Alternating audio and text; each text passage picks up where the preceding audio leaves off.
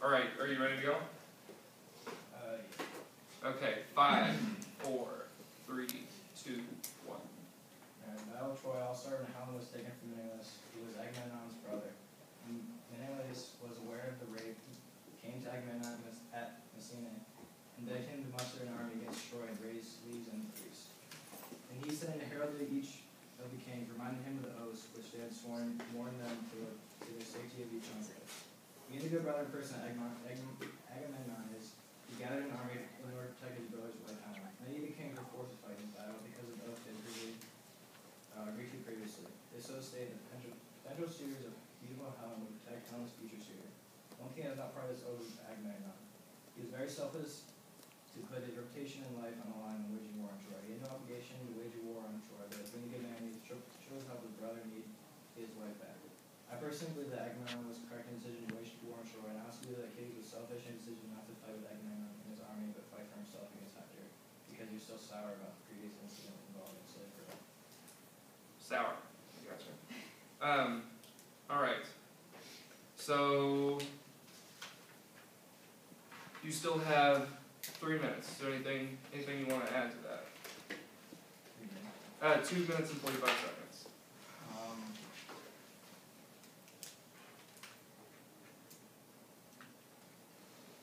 Why don't you summarize your points again? Because it went a little quickly.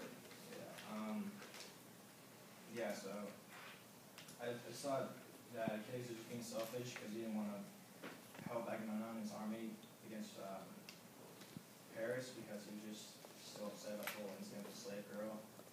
And I just think it was wrong of him just to go ahead. Why was it wrong? Because I feel like that incident shouldn't have, like, I think he overreacted. He overreacted, okay. In what way could he have handled it differently? I think he's just swallowed his pride and just fought for Agamemnon. Okay, what would you base that on?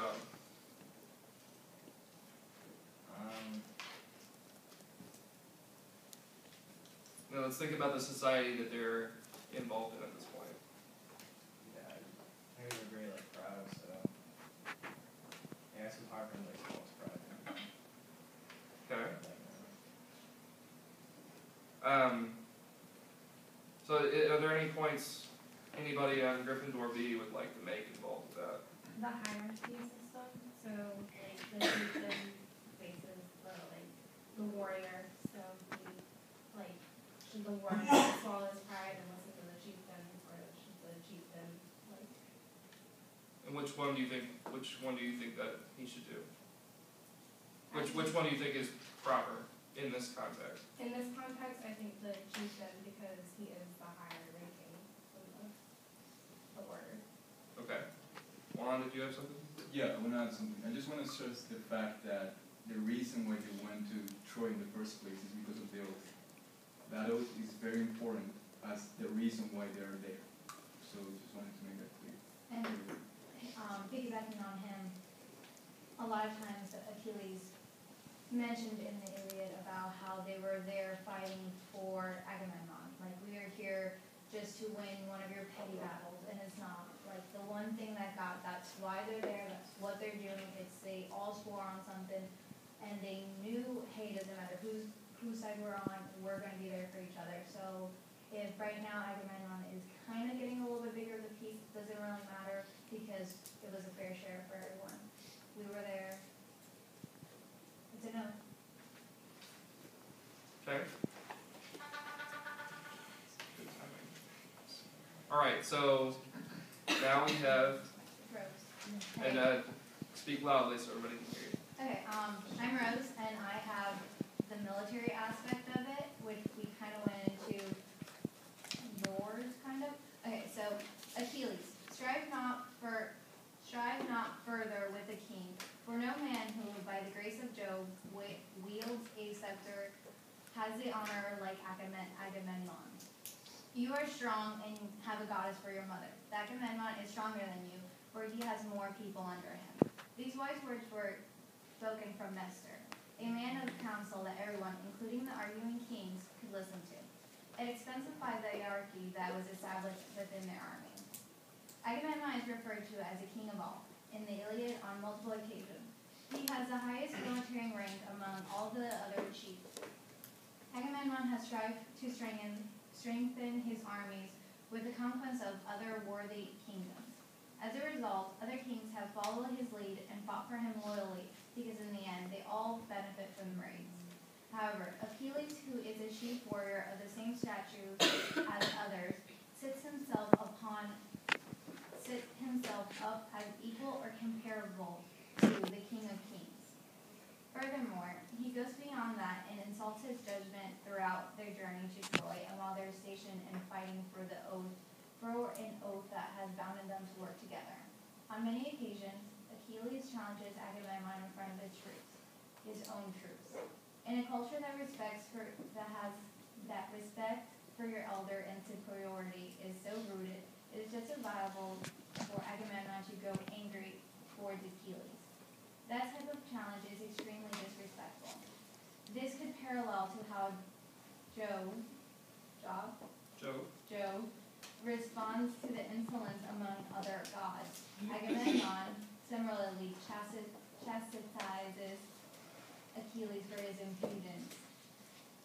Though Achilles at the beginning of the Iliad could justifiably argue that there were discontinuities with administrations of judgment, he spoke out of line and made a man in charge look unreasonable.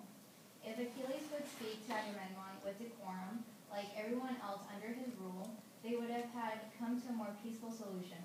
However, Achilles was nothing short of a brute in the way he approached a feared man. Agamemnon was so shocked at Achilles' crude comments throughout most of the story that he even came to say that there is no king here as faithful to me as you are, for you are a quarrelsome and ill-affected man. One might argue that Achilles was justifiably upset with Agamemnon because he was threatening to rob him of his right for reward. However, Achilles loses his credibility when he continues to assault Agamemnon, even after his interactions with Minerva. She had came to him and told him that if he were to stop his attack with Agamemnon, he would receive 3 times the reward that Agamemnon was taking away from him, just if he came to a halt. So logically, he should have stood down. However, Achilles once again is too prideful and continues to attack the king now on a personal basis, not even a regular argument. And undermines him in front of their entire peers, troops, and everyone. So how many more minutes do I have to that? 40 seconds. But we'll all open it to the team if there's anything they'd like to add on to that, but covered all the bases, I think. So yeah, basically, Top Dog is not happy and he shouldn't be taking, like, I feel like Achilles is really a lot younger, and he shouldn't really be taking, like, it's really immature for him to be like, okay, we've all lived by the same structure of military form, this is how we do things, and now you're going in and just doing things for yourself, because there got a point where he was no longer standing for a cause, because there was a time that I was rooting for him, but then he got to a point where he was just fighting for himself. All right. Okay, so now we have Juan. Right, so I'm Juan. English is not my first language, please excuse me. Having said that, in this portion of the speech, I want to address his actions, motives, and especially his selfishness. Let's not forget about the event that started his wrath. The return of Chryseis to his father in an attempt to please Apollo and stop the plague that impaired the Greeks for 9 days. That's how everything started. Stop the plague and continue fighting and save the lives of as many people and soldiers and the future of the whole campaign. I accept Agamemnon's actions were immature and childish, but he did give up his prize for his soldiers and the good of the campaign. Achilles sworn to stop fighting because of his hurt ego, and in the contrary of Agamemnon's repentance, he never stopped putting his own motives before the lives of his people and the good of the cause. Let's remember how he prays to the gods, to his own mother Thetis, to punish the Greeks and make them die in front of their ships, as he mentions on the book. bid him give succor to the Trojans. Let the Achaeans be hymned at the sterns of their ships, and perish on the seashore, that they might reap what joy they might be of their king, and that Agamemnon may rule with blindness in offering his soul to the foremost of the Achaeans. He cares more about his broken ego, which he sows when he cries to his mother, than the lives of his fellow Greeks, all because of a personal dispute with another king. Agamemnon showed his good faith when he was willing to sail back to Greece after the defeat. He put his ego aside and sends an embassy to Achilles with the most respectful individuals of the Greek side, Phoenix, Ajax, and Odysseus, to convince him to return to the fight, offering great gifts, including the girl he has taken from Achilles, and even marrying to his family. They explain how his decision of not fighting is hurting not only Agamemnon, but all Greeks. Even then, his friends. But still he refuses, because he does not care about the Greeks. As he says, I will take no counsel from him, and will undertake nothing in common with him. He has wronged me and deceived me enough. He shall not cozen me further. Let him go his own way, for Jove has robbed him of this reason. I love his presence, and for himself care not one straw. His stubbornness hurts the Greek in the battlefield, perhaps even more than the plague did. Only when Patroclus falls is when he decides to return to the battlefield. The death of someone very close and dear to him was necessary for Achilles to finally return. Many an Achaean, and then the less will have bitten dust before the foe in these days of my anger. Let me comment this quote before I continue. In this sentence, he shows how aware he is of the many deaths of the Greeks because he is not fighting. But of course, this is what he wanted when he cried to the gods, and just to prove a point to Agamemnon. It has been well for Hector and the Trojans, but the Achaeans will long indeed remember for quarrel. Now, however, let it be, for it is over. Again, it shows how little he cares about anything that is not himself. Hundreds died, but he never went back until something actually happened, until something personal actually happened. This, my friends, shows how selfish he is, and he is responsible for even more deaths than the plague sent by Apollo. Real quick. It'll never stop being about himself, his glory and his treasure. And many died, including his friend, because of his actions. One can think little of a person that values his ego over the lives of his people, even capable of asking the gods to hurt his friends.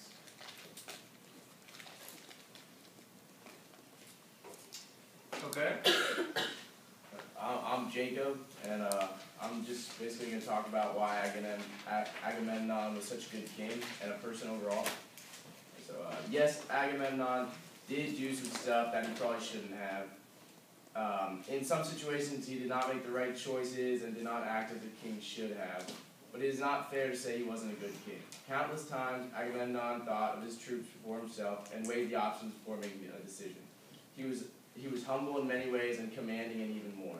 He admitted when he was wrong and capitalized on the opportunity when he was right. These are all characteristics of a tremendous king. You can talk about his mishaps or bad decision making, but he was always thinking of his people when he did it, or thinking of what would be best for his army and his people.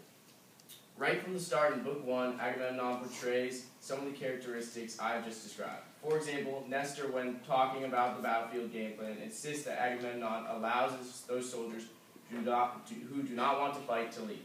And usually a bad king would act as a dictator and not allow it, or something of that sort. But instead, Agamemnon allows his men to eat and decide for themselves, allowing the ones who are eager to fight to remain. Some may say this is a bold and stupid thing to do, but I believe it is brilliant. He is, one, appealing to his army in a very positive way, which will in turn get them to fall in more passionately into battle. And two, it boosts morale among the soldiers, which will allow them to fight harder and better than before. Agamemnon is always looking out for what is best for his people as well. In Book 1, when he is asked to give up Briseis because of the gods being angry with him, he replies, I have set my heart on keeping her in my own house, for I love her better even than my own wife, Clytemnestra, whose peers she is alike in form and feature, in understanding and accomplishment. Still, I will give her up if I must, for I would have the people live, not die. Agamemnon continues to not only show passion and empathy in Book 1, but throughout the entire story. These are all signs of a king who truly cares and has the best interests of his people. But a true leader has a sense of humbleness to him. A good leader, such as Agamemnon, does not think he is always correct or smarter than everyone. In Book 9, Agamemnon discusses that he is wrong about telling Achilles to leave, and not only that, Agamemnon then goes about giving him gifts and sending his 3 most honorable soldiers to convince him to come back. Agamemnon says, "Sir, you have reproved my fully justly. I was wrong. I own it. One whom heaven befriends is in himself a host, and Jove has shown that he befriends this man by destroying much people of the Achaeans. I was blinded with passion and yielded to my worser mind. Therefore I will make amends, and I will give him great gifts by way of atonement. A true king knows when he is wrong, accepts it, and tries to make the situation better, which is exactly what Agamemnon continues to do throughout the story. Agamemnon is very smart when it comes to strategy as well. When sending the men to try to acquire Achilles, he sends 3 honorable soldiers, which symbolize respect for Achilles, but the 3 soldiers also know Achilles from the past, and use that advantage to help him come back to the battlefield by appealing to him using what he calls his father's voice, and which he says touches his heart. In conclusion, Agamemnon shows great loyalty on the battlefield and for his kingdom. He is a great example of humbleness and thoughtfulness. Agamemnon continued to think of his troops before himself. Oftentimes he wanted to fall back in the battlefield for the sake of his troops, but kept going. Lastly, he showed the great qualities that a king should have, such as intelligence, passion, and bravery. And that's why I believe he was the best man for the job.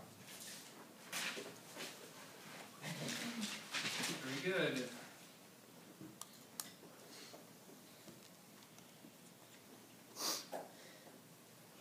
All right, our last first team debate topic. I'm Alexis, and I'm arguing that Agamemnon's indiscretions were based on manipulation by the gods and fate. Throughout the course of the Iliad, Agamemnon proves to be a strong warrior and leader by managing to lead a reluctant army of Greek forces to battle during the Trojan War, and by making great sacrifices to support his cause. But like all great leaders, Agamemnon makes mistakes. Most of those mistakes driven by fate or interference by the gods. One of the most important conflicts in the Iliad centers around Agamemnon's refusal to equally share the army's war prizes with Achilles, and his demand to take Chryseis from Achilles after returning Chryseis. Achilles gives her up, but not before trying to kill Agamemnon and refusing to fight. Though Agamemnon's actions seem selfish and prideful, in Book 19 he explains their reasoning. He states, "Jove and fate and Aranus that walk in darkness struck me mad when we were assembled on that day, that I took from Achilles the meed that had been rewarded to him." Although Agamemnon was driven mad by fate and the gods, he still sees the mistake he made and offers to share the war prizes with Achilles. He admits that he was blind and Jove robbed him of his reason. He even offers to let Achilles marry his daughter. By recognizing his earlier indiscretions, Agamemnon was able to reunite the Greek forces and continue to fight. The gods also manipulated Agamemnon earlier on in Book 2 of the Iliad. Zeus sends Agamemnon a false dream in which Nestor convinces him he can launch an attack on the city of Troy. Zeus, who supported the Trojans in the war, sends this dream to help them. The dream sent by Zeus prompts Agamemnon to trust his troops' eagerness to fight by telling them that they can go home. To his dismay, the troops are very eager to go home and abandon the war altogether. Agamemnon reorganizes the soldiers and was able to continue to lead an army very reluctant to fight, proving that he was a good leader in spite of all the forces working against him. Through Agamemnon's actions at the beginning of the Iliad, though Agamemnon's actions would lead one to believe he was too prideful and selfish, it is clear that much of the motivation behind his actions was driven by manipulation by the gods and fate. It was fate that drove him mad and resulted in his refusal to share Zeus with Achilles. The gods also made it more difficult for Agamemnon to achieve his goals in war. Unlike Achilles, who had a close relationship with the gods, being the son of Thetis, Agamemnon had them working against him most of the time. While Agamemnon was often driven by anger, it can be attributed to the fact that he was constantly being manipulated by the gods. Agamemnon sums up his reasons behind his actions well when he says, What could I do? All things are in the hand of heaven.